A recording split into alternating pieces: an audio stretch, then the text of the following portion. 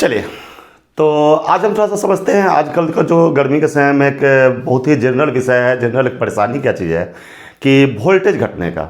हर जहाँ पर सुन रहे हैं तो वोल्टेज कम हो रहा है, वोल्टेज कम आ रहा है, हर जगह पर यही बात हम लोगों को सुनने को वही मिल रहा है। मतलब ये मेजर समस्या है, खास करके जो जून के बाद जुलाई, अगस्त, सितंबर ये सब महीना जो होता है सो वोल्टेज बहुत ज़्यादा कम रहता है।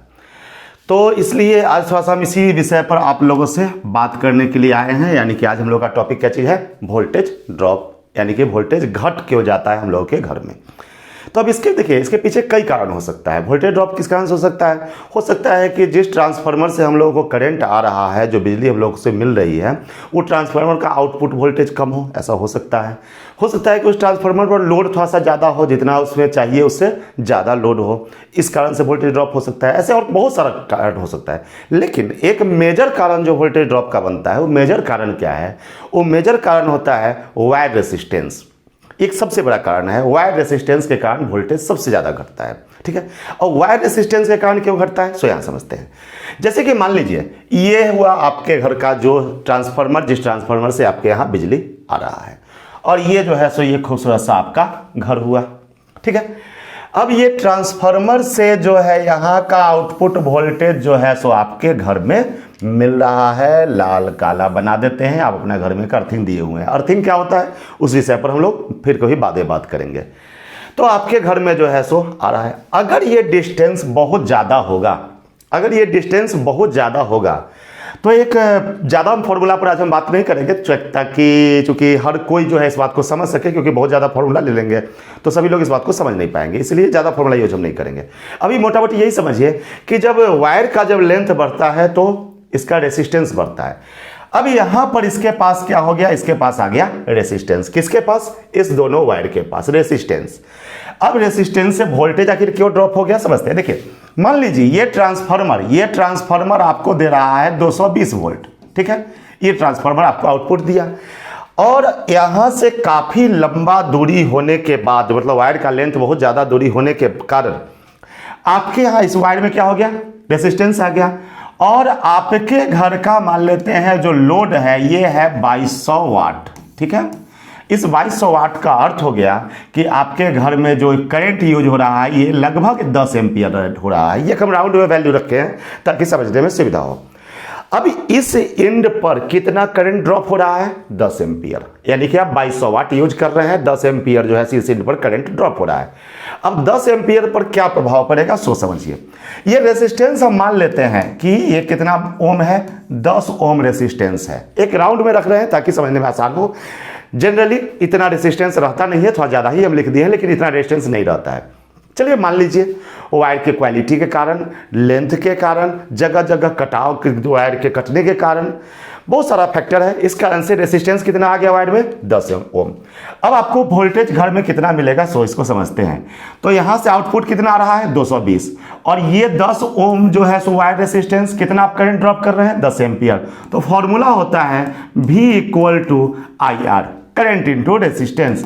आई कितना है, आई है 10 एम्पियर, तो आई हो गया 10 एम्पियर, और करंट रेसिस्टेंस कितना है तो 10 ओम, यानी कि 10 × 10 यानी कि 100 वोल्ट। ये 100 वोल्ट का क्या मीनिंग हुआ, यानी कि 220 जो यहाँ से चलेगा, यहाँ से चला कितना, 220 वोल्ट, जिसमें से ड्रॉप कितना हो गया, 100 वोल्ट। अब आपके घर में कितना मिलेगा, आपको जो आउटपुट वोल्टेज मिलेगा वो कितना, 120 वोल्ट।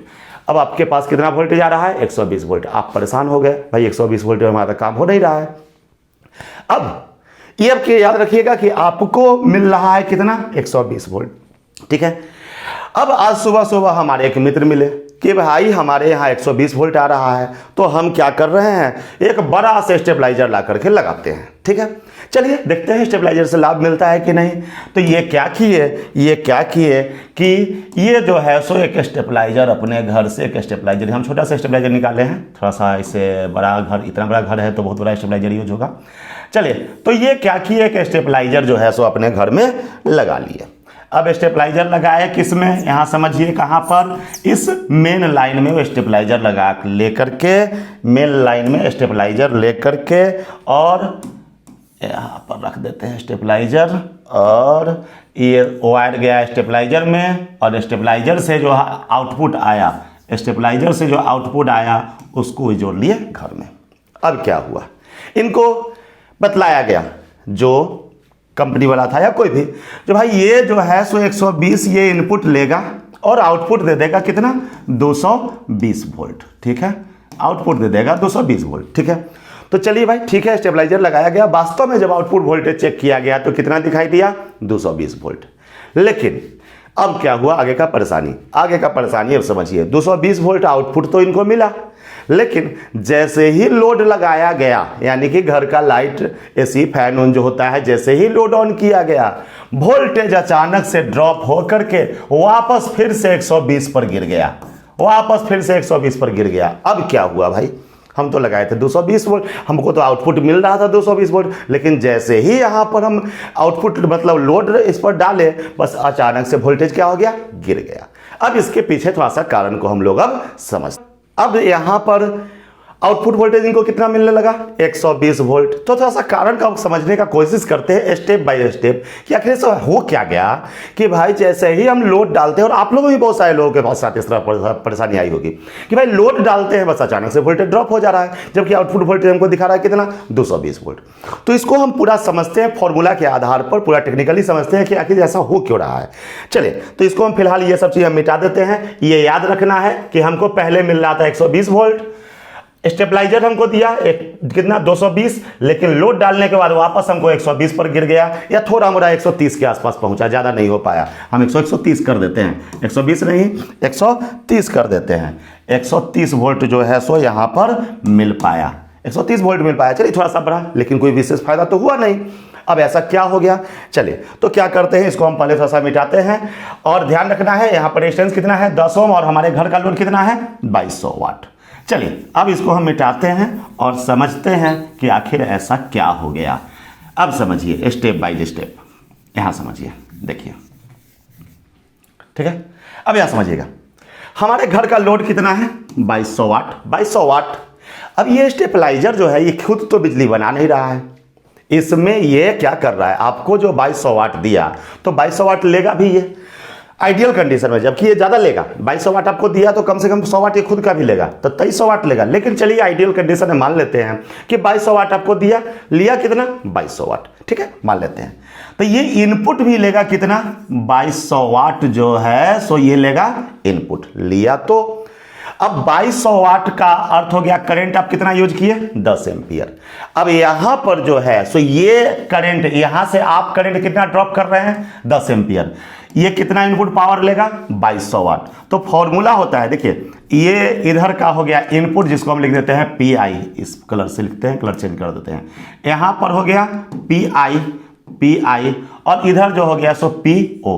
होता है क्या चीज formula, P O equal to P I, मतलब जितना इनपुट लेगा उतना ही आउटपुट आपको देगा।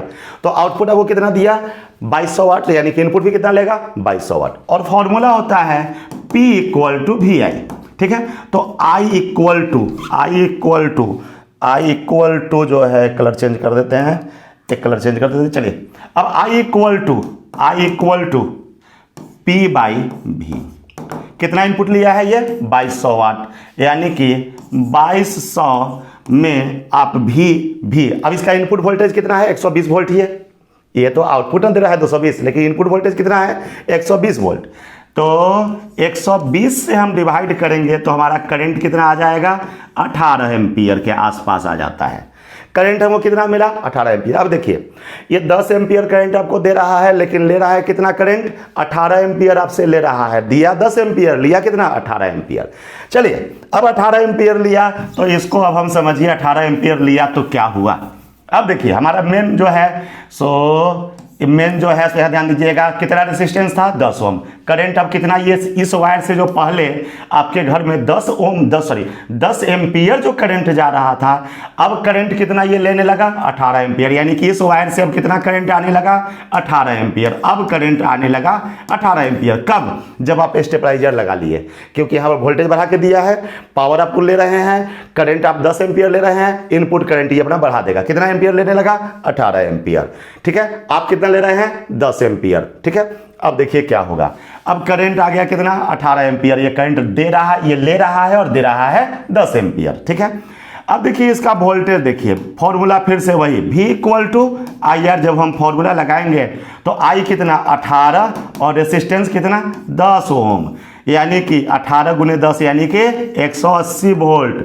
अब वोल्टेज ड्रॉप देखिए, यहाँ से वोल्टेज कितना चला 220, पहले मात्र 100 वोल्ट ड्रॉप करके 120 आपको दे रहा था। अब देखिए क्या होगा, अब वोल्टेज कितना आ गया 180 वोल्ट, यानी कि यहाँ देखिएगा, यहाँ लिख रहे हैं, यहाँ देखिएगा 220 वहाँ से चला था और उसमें से 180 वोल्ट ड्रॉप हो गया, 180 वोल्ट ड्रॉप हो गया, यानी कि कितना वोल्ट बचा, मात्र 40 वोल्ट बचा। तो पहले इनपुट जा रहा था स्टेबलाइजर में कितना वोल्ट, इनपुट स्टेबलाइजर में कितना वोल्ट जा रहा था, इनपुट कितना जा रहा था, पहले शुरू में इनपुट कितना जा रहा था स्टेबलाइजर में, तो शुरू में जो है इनपुट जा रहा था, शुरू में जो इनपुट जा रहा था सो जा रहा था कितना वोल्ट 120 वोल्ट। लेकिन जैसे ही आप लोड डाले अब इनपुट ऑटोमेटिक चेंज हो गया, कितना हो गया 40 वोल्ट। अब इनपुट कितना बन गया 40 वोल्ट।